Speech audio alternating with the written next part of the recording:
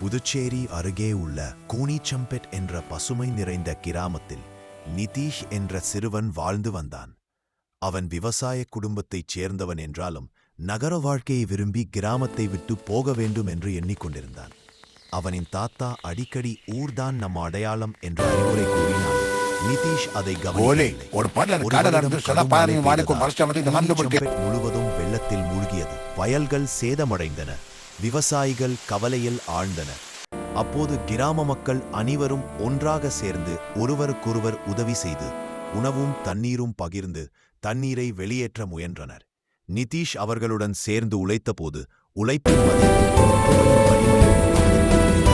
மழை வயல்கள் மீண்டும் உயிர் பெற்றன. அந்த அனுபவம் நிதீஷின் மனதை மாற்றியது. அவன் படிப்பிலும் விவசாயத்திலும் கவனம் செலுத்தி புதிய முறைகளை கற்றுக்கொண்டு கிராம வளர்ச்சிக்கு உதவினான். அப்போதுதான் கூனிச்சம்பெட் அவனுக்கு